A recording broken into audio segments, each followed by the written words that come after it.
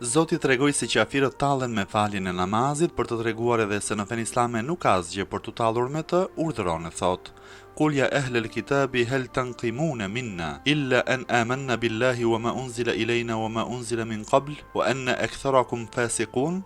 I dashurim thua jo atyre o ehli kitab, a na mbani mëri vetëm se i besojmë Zotit, pse i besojmë Kuranit që na është zbritur neve dhe pse u besojmë librave të zbritur më parë, na mbani mëri edhe pse shumica juaj janë të dalë jashtë bindjes Allahut? Kuptimi: O ehli kitab, çfarë shihni ju në fen ton që të shkaktoj mërin tuaj, cila punë është e turpshme dhe e keqe në këtë fe? Mos vallë keni mëri besimin ton në Zotin e vërtet, po ja që besimi në Zotin është detyra më e parë mbi të gjitha bindjet. Këtë gjë, ju që jeni ehli kitab, duhet ta dini më mirë, sa i përket besimit në Kuranin dhe në librat e përparshëm, edhe për këtë ju nuk duhet të na mbani mëri sepse ata libra kanë ardhur e janë shpallur nëpërmjet pejgamberëve të cilët e kanë vërtetuar profecinë e vet me mrekulli, prandaj besimi në ta është i logjikshëm dhe i domosdoshëm. Në ajet është thënë shumica juaj janë të dalë jashtë bindjes Allahut, fasik, është thënë kështu për të mos lënë vend që të akuzojnë edhe ata të pakt prej tyre që i kishin besuar pejgamberit. Bejzaviu thot se zbritjen e këtij ajeti dhe të ajetit tjetër që pason e kanë shkaktuar disa jehudinj që erdhën te pejgamberi dhe e pyetën se në ç'gjëra besonte ai. Pejgamberi qoftë bekuar u është përgjigjur: ne u besojmë Zotit, Kuranit, librave të mëparshëm qiellor dhe të gjithë pejgamberëve të Zotit, ndër të cilët janë edhe Ibrahimi, Ismaili, Musai dhe Isai. Jehudin sa po e dëgjuan emrin e Isait u zemëruan dhe e mohuan profecinë e tij dhe thanë: ne nuk dim fe më të keqe se feja juaj. Zoti për t'ju përgjigjur edhe kësaj fjale urdhëron e thot: Qul hal unabbiukum bi sharrin min dhalik مثوبة عند الله من لعنه الله وغضب عليه وجعل منهم القردة والخنازير وعبد الطاغوت أولئك شر مكانا وأضل عن سواء السبيل. Thua ju atyre aty lajmëroj për më të keqen se kjo nga ndëshkimi që është vendosur te Zoti. Është feja atij të cilin e ka mallkuar Zoti, është zemruar me të, disa prej tyre ai ka bërë majmun dhe disa i ka bërë dera. Më e keq është edhe feja atij që adhuron djallin. Ja, këta janë ata që kanë vendin më të keq dhe që janë larguar shumë jashtë udhës së drejtë. Shpjegime: aty lajmëroj për më të keqen se kjo. Ju thoni se feja islam është e keqe, le ta them se është ashtu, por aty ju tregoj se cila është më e keqe se kjo që thoni ju. Fahri Raziu thot se pasi ka zbritur ajeti, muslimanët kanë filluar t'u thonë jehudive o vëllezërit e majmunëve dhe të derave. Në ajet janë treguar 4 cilësi të jehudinjve. 1. Ata janë të mallkuar prej Zotit. 2. Ata kanë merituar zemrimin e Zotit. 3. Zoti ndryshon fytyrat e tyre si majmune si derë. 4. Ata adhurojnë tagutin, djallin ose viçin që pati shpikur Samiriu.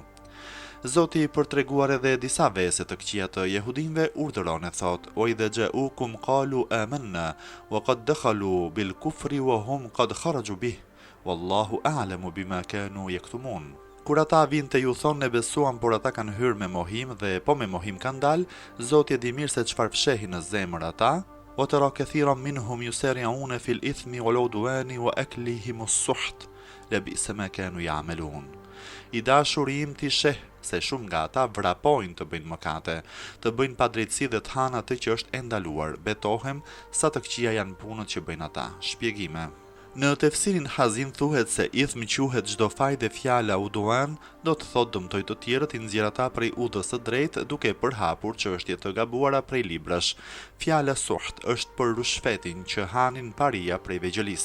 Megjithse ithm i përfshin edhe fjalët padrejtësi dhe ngrënien e saj që është e ndaluar, për të theksuar se këto janë nga fajet e mëdha. Zoti ka përmendur veç e veç për theksuar edhe se ata turren në punë të këqija, sikur të ishin duke u turrur në punë të mira. Në ajet është thënë: vrapojnë në mëkate në padrejtësi. Vrapimi për tek ato gjëra ka qenë i ndaluar në fetë më parshme, është i ndaluar edhe në fen ton. Zoti tregoi se shumica e jehudive dhe të krishterëve vrapojnë në faje, në padrejtësi dhe në marrjen e rushfetit, për të treguar se edhe mos ndalimi i vegjëlis nga ana e paris nga punët e këqija është një punë shumë e keqe.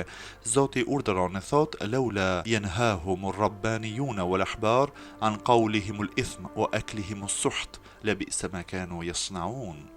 Dietarët dhe juristët fukahat duhet ta ndalonin vegjëlin nga fjalët që përbëjnë faj dhe nga ngrënia e mallit haram. Betohem sa mjeshtri e keq është puna që bëjnë ata, mos ndalimi i tyre. Shpjegime. Ky ajet është kërcënimi më i rrept për dietarët. Ai tregon se ata dietarë që nuk janë të aftë të ndalojnë të paditurit nga fajet, ndëshkohen si ata që bëjnë fajet dhe bashkohen me fajet e tyre sepse ata e kanë për detyrë t'u tregojnë të paditurve punët e këqija dhe t'i këshillojnë ata gjithmonë. Wa qalet al-yahudu yadullahi maghlula غلت أيديهم ولعنوا بما قالوا بل يداه مبسوطتان ينفق كيف يشاء ولا يزيدن كثيرا منهم ما أنزل إليك من ربك طغيانا وكفرا وألقينا بينهم العداوة والبغضاء إلى يوم القيامة كلما أوقدوا نارا للحرب أطفأها الله ويسعون في الأرض فسادا والله لا يحب المفسدين. Jehudit thanë se dora e Zotit është e lidhur, u lidhshin duart e tyre dhe u mallkofshin për fjalët që thanë. Jo, dy duart e tij janë të hapura, ai ushqen robët e vet si doj. Betohem në veten time si Zot se Kurani që të ka zbritur ty nga Zoti yt është duke u ashtuar shumë atyre kapardisjen dhe kufrin. Ne me madhërin ton kemi lëshuar në mesin e tyre armiqësi dhe emëri deri ditën e Kiametit, sa herë që ata ndezin ndonjë zjarr për luftë kundër teje, Zoti e shua në të zjarr, ata mundohen të nxjerrin nga tresa në faqen e dheut, por Zoti nuk i do nga trestarët. Shpjegime. Jehudin të thanë se dora e Zotit është e lidhur. Jehudin përveç të tjerësh thanë edhe se dora e Zotit është e lidhur, do me thënë se ai është dorë shtrënguar dhe është i pafuqishëm të jap ushqim të mjaftueshëm botës. Përse e thanë Jehudit këtë fjalë të shëmtuar kundër Zotit? Në tefsirin Hazin thuhet se Jehudin, para se muslimanët të vendoseshin në Medinë, ishin të pasur, por pasi ata i thiri pejgamberin në Islam dhe ata nuk e pranuan këtë fe, atyre filloi të vinte puna mbrapsht. Zoti u angriti begatin dhe qetësinë, prandaj ata u zemruan shumë dhe than atë fjalë të shëmtuar.